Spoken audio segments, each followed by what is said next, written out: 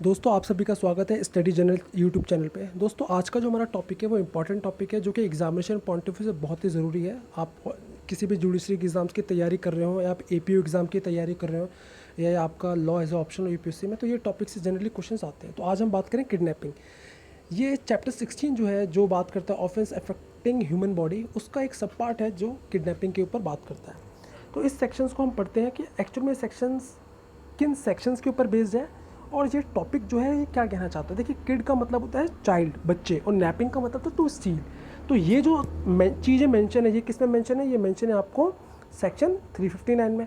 But इस section 359 को दो पार्ट में बांटा गया है। एक बांटा गया हमारा 360 that means kidnapping from India, और एक बांटा गया हमारा लॉफुल गार्जियनशिप से, यानी किडनैपिंग फ्रॉम लॉफुल गार्जियनशिप। तो एग्जामिनेशन पॉइंट ऑफ व्यू से लॉफुल गार्जियनशिप से अगर किडनैपिंग होती है वो हमारे लिए इंपॉर्टेंट है। और इस टॉपिक की जब हम पढ़ेंगे तो हमें बेरेक की लैंग्वेज को सबसे पहले समझना है। इसको डिटेल में पढ़ने से पहले एक सेक्शन 363 है जो कभी कभी सरप्राइजिंगली पूछा जा सकता है पेपर में कि चलो बताइए किडनैपिंग की जो पनिशमेंट है वो किस सेक्शन में है, तो आप बता देना 363। तो थोड़ा सा इसमें इंपॉर्टेंट याद रखना, कॉग्निजेबल होता है वो, ये बेलेबल है, यानी कि इट्स डिपेंड अपॉन द यानी कि ये बेलेबल ऑफेंस है, यानी कि कोर्ट इसमें आपको बेल देगा ही देगा, ये कोर्ट के डिस्क्रिप्शन पे नहीं है। और non compoundable means it can not be compromise, यानी कि दोनों पार्टी एग्री करके बाद में केस को वापस नहीं ले सकती, वो कोर्ट डिसाइड करेगा। ठीक है ना। हाँ, अगर एफआईआर करी गई है आपको क्वेश्चन कराने के लिए कि आपको लगता है, अगर एक्यूज को ये लगता है कि जो मेरे खिलाफ एफआईआर करी है वो गलत एफआईआर है, तो वो सीआरपीसी का सेक्शन 482 के तहत वो इनहेरेंट पावर यूज़ करके हाई कोर्ट में क्वेश्चन करवा सकता है। बट अगेन इसे कंपाउंडेबल नहीं है बट, ठीक है ना। तो इसको दोनों कॉम्प्रोमाइज़ करके ये विड्रॉ कर ले एप्लीकेशन, ऐसा नहीं हो सकता। 7 साल तक की इसमें मैक्सिमम जो है इम्प्रिजनमेंट है और फाइन भी है। अब जो इंपॉर्टेंट चीज़ है वो है हमारा इसमें समझने का सेक्शन 361 की जो बेर एक्ट की लैंग्वेज है। दोस्तों आप इसकी लैंग्वेज को ध्यान से समझना, जिस पे मेरा सबसे ज़्यादा फोकस रहने वाला है। हुएवर यानी कि कोई भी व्यक्ति हो, ये जेंडर स्पेसिफिक नहीं है, ठीक है। कोई भी व्यक्ति क्राइम कर सकता है। कोई भी ऐसा व्यक्ति जो, इसमें सबसे इंपॉर्टेंट है टेक्स और एंटाइसिस। टेक्स और एंटाइसिस मेन इंग्रेडिएंट है इस सेक्शंस का। टेक्स और एंटाइसिस से ही ये पता चलेगा कि वेदर द ऑफेंस जो है किडनैप का हो रहा है नहीं हो रहा। टेक्स का मतलब ले जाना, और एंटाइसिस, अब ले जाना का मतलब है ना कि हाथ पकड़ के ले जाना, क्योंकि फोर्स की यहाँ पे बात ही नहीं कर रहा। एक बच्चे को अगर आप टॉफ़ी दे रहे हो, टॉफ़ी का लालच दे रहे हो, कुल्फ़ी का लालच दे रहे हो, और वो बच्चा उस लालच से आपके पीछे आ जाता है, तो वो क्या है? वो एक एल्यूरमेंट है। तो वो क्या है? एंटाइसिस है, ठीक है, जिसको हम कहते हैं कि एल्यूर करना, इंड्यूस करना। और ऐसे बच्चे को आप उसके माँ बाप या जिसकी कस्टडी में है उनके कंसेंट के बिना ले जाते हो, और ऐसा व्यक्ति जिसको एक्यूज लेकर जा रहा है, ज़रूरी नहीं कि फोर्स अप्लाई कर रहा है, वो अपने आप से जा रहा हो, बट उसको वो मूव करने की वजह क्या है? वो एक्यूज का लालच, उसका एंटाइसमेंट, ठीक है। अगर वो मेल है तो 16 साल होना चाहिए, अगर वो फीमेल के है जिसको किडनैप कराया है उसकी उम्र 18 ईयर्स होना चाहिए। तो उस केस में ये किडनैपिंग ऑफेंस हो जाती है। तो इसमें इंपॉर्टेंट चीज़ देनी है कि even unsound of mind person को भी कवर करा गया इस सेक्शंस में, यानी कि अगर कोई व्यक्ति जो अनसाउंड ऑफ माइंड है वो भी प्रोटेक्टेड है। एक चीज़ याद रखना कि ऐसे अनसाउंड ऑफ माइंड, ठीक है, इसके जो लॉफुल पेरेंट्स होंगे, अगर उसकी कस्टडी से बिना आप कंसेंट के कोई भी व्यक्ति टेक्स करता है, इसे बच्चे को ले जाता है या इंड्यूस करता है, एल्यूरमेंट देता है, तो ये ऑफेंस अपने आप में ये ऑफेंस हो जाता है। और एक और चीज़ आप याद रखना, इस ऑफेंस में लॉफुल गार्जियनशिप की बात कर रहा है। लॉफुल गार्जियनशिप का मतलब होता है यहाँ पर कि ज़रूरी नहीं कि वो नेचुरल पेरेंट हो, ठीक है। कोर्ट द्वारा भी किसी को पेरेंट्स अपॉइंट करा सकता है, ठीक है। एक बच्चा है, मान लो माँ बाप उस बच्चे को चाचा चाची के पास छोड़ के जाते हैं कुछ समय के लिए, नाना नानी के पास या चाचा चाची के पास, जिनके पास भी वो बच्चा रह रहा है, तो उस समय उस गार्डियनशिप किसके पास है? चाचा चाची के पास है। तो इवन चाचा चाची के कंसेंट के बिना उस माइनर बच्चे को कोई व्यक्ति टॉफ़ी के लालच से, ठीक है ना, उस व्यक्ति को ले जाता है, ठीक है ना। यहाँ पे ये नहीं देखा जाएगा कि बच्चे ने अपनी वॉलंटरी कंसेंट दी या नहीं दी, क्योंकि बच्चे की यहाँ पे जो कंसेंट है वो इमटेरियल होती है। तो ऑफेंस किडनैपिंग हो जाता है।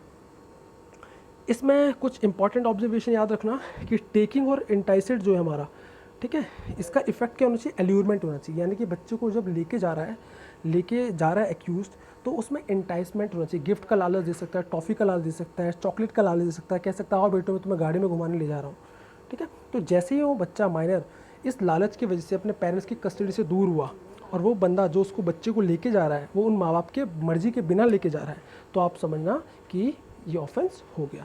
Lawful guardian not only the parents, natural parents, but even जो टीचर्स हो गए, रिलेटिव्स हो गए, जिनके पास बच्चे को छोड़ के गया जो उस समय टेकर केयर है उस बच्चे के, तो दैट इज़ ऑल्सो है लॉफुल गार्जियन। फादर को कभी भी किडनैपिंग के अगेंस्ट हम उसके ऊपर मुकदमा नहीं चल सकता, बट ये किस केस में नहीं चल सकता ये समझ लो। देखो मान लो जुडिशल सेपरेट हो गया है, ठीक है ना। अब इस केस में जो बच्चा है, बच्चे की कस्टडी किसी के पास नहीं है, याद रखना, बच्चे की कस्टडी किसी के पास नहीं है ये, और बच्चा जो मान लो माँ के पास रह रहा है और फादर जो है वो अलग रह रहा है, ठीक है। और फादर जो है माँ को बिना बताए बच्चे को क्या करता है, लेके जाता है। तो इस केस में फादर के ऊपर किडनैपिंग नहीं चल सकता। बट अगर माँ बाप मान लो डाइवोर्स हो चुके हैं, या फिर कोर्ट ने बच्चे की कस्टडी माँ को दे दी है और बाप उस केस में माँ से बिना पूछे, माँ के कंसेंट के बिना उस माइनर बच्चे को ले जाता है उस माँ की कस्टडी से, तो उस केस में फादर के ऊपर किडनैपिंग का ऑफेंस लग सकता है। और ये अपने आप में कोई कॉन्टिन्यू ऑफेंस नहीं है। कुछ इंपॉर्टेंट केस लो हैं जो पेपर में बहुत ज़्यादा इंपॉर्टेंट है। सबसे पहला है S Varadarajan versus state of Madras. इस केस में सावित्री जो कि 18 साल से कम उम्र की लड़की थी, इसको प्यार हो गया था वरदराजन से और जो उससे शादी करना चाहती थी। और इसने क्या करा, एक दिन खुद घर छोड़ दिया, अपने बॉयफ्रेंड वरदराजन को कॉल करा और उसको कहा कि तुम मुझे यहाँ मिलने आओ। और इस लड़की ने खुद ही होटल बुक कराया और ये वहाँ पे गए और बाद में शादी कर ली। लड़की के जो माँ बाप थे उन्होंने FIR दर्ज कराई, पुलिस ने जो वरदराजन था उसको अरेस्ट कर लिया, ठीक है। और एक्यूज़ के ऊपर किडनैपिंग का ऑफेंस का चार्ज लगा दिया। सुप्रीम कोर्ट में ये माना, ये मतलब अपील के थ्रू ये कोर्ट गया, पहले ट्रायल कोर्ट में गया, फिर हाई कोर्ट में, देन सुप्रीम कोर्ट ने कहा कि इस पूरे सर्कमस्टांसेस फैक्ट में सावित्री एक मैच्योर लड़की थी, वो BSc की फाइनल ईयर में लड़की थी, समझदार थी। यहाँ पे लड़के ने कोई भी अपनी तरफ से इंटाइसमेंट नहीं करा। लड़के ने ना ही तो फ़ोन करा, ना ही लड़के ने कहा कि तू घर छोड़ दे। लड़की अपने आप घर छोड़ के आ रही है, लड़की खुद फ़ोन कर रही है और एक्यूज़ को कह रही है तुम मुझे वहाँ मिलो। तो इस केस में लड़के की तरफ से, वरदराजन की तरफ से कोई टेकिंग और इंटाइसिंग हुआ नहीं है, तो hence there is no offence of kidnapping. Next is T Vadgama versus state of Gujarat. इस केस में जो एक्यूज़ था उसका मोहिनी के घर आना जाना लगा रहता था, और मोहिनी जो थी ये एक 18 साल से कम उम्र की लड़की थी। और वो जब भी जो एक्यूज़ था मोहिनी से मिलने आता था, वो कभी गिफ्ट लेके आता, कभी चॉकलेट लेके आता। अब तो गिफ्ट और चॉकलेट लाना क्या है, ये एक तरीके से एल्यूरमेंट और क्या है, it's a kind of inducement to whom, to the Mohini. और उसके चलते मोहिनी एक दिन क्या हुई, उसके साथ गाड़ी में बैठ के घूमने चले गई और 2-3 दिन तक वो लड़का उसको गैराज में लेकर गया जहाँ पे उसका सेक्चुअली इंटरकोर्स करा। और फाइनली एंड में क्या होता है कि कोर्ट कहता है कि यहाँ पे जो एक्यूज़ड है उसने एक्टिवली रोल प्ले करा, उसके ऊपर किडनैपिंग का ऑफेंस लगेगा, क्योंकि गिफ्ट दे रहा है, ठीक है, चॉकलेट्स ला रहा है। ये क्या है, ये एक एंटाइसमेंट है, ये एक लालच है जो उस लड़की को दिया गया, जिस वजह से वो लड़की उसके साथ गई। एक और केस था Jaur Ali versus state of UP. इस केस में लड़की जो थी वो अपने बाप का घर छोड़ के आती है, क्योंकि उसके माँ उसको क्रूअल्टी करते थे, मारते पीटते थे। वो वॉलंटरी उस अपने माँ का घर छोड़ के किसी के यहाँ पे शेल्टर, अपने दोस्त के पास शेल्टर के लिए चली जाती है और वहाँ कुछ दिन रहती है। उसकी तबीयत भी ख़राब रह रही थी क्योंकि उसके माँ उस पर बहुत क्रूअल्टी करते थे, फिजिकली उसको मारा था। एक दिन वो क्या करता है, लड़का उसको इवन हॉस्पिटल भी लेके आता उसके ट्रीटमेंट के लिए। इसी के दौरान लड़की के जो माँ बाप होते हैं वो क्या करते हैं, लड़के के ऊपर किडनैपिंग का ऑफेंस लगा देते हैं, यानी पुलिस उसके ऊपर क्या करती है, किडनैपिंग का चार्ज लगा देती है। तो इस पूरे घटना में लड़की खुद क्या करती है, माँ का घर छोड़ के आई है, लड़की शेल्टर लेती है लड़के से। इवन लड़का ये भी कहता है तुम अपने बाप के घर जाओ, बट वो बताते कि मेरे बाप मुझे मारते हैं, पीटते हैं। तो इस बात को सुन के लड़का क्या करता है, लड़की को कहता है ठीक है तुम यहाँ रुक सकती हो, और फिर वो बाद में उसका इवन ट्रीटमेंट भी कराता है।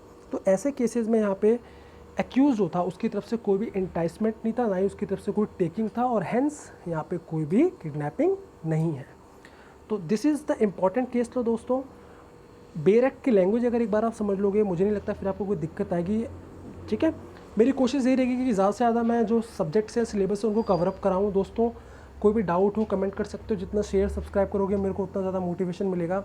और मेरी कोशिश रहेगी कि जो भी जुडिशरी अपकमिंग एग्ज़ाम आने वाले हैं मैं उन पर लगातार सारे सब्जेक्ट को कवर अप करूँ और उनके ऊपर टॉपिक्स बनाते रहूँ। That's all, thank you.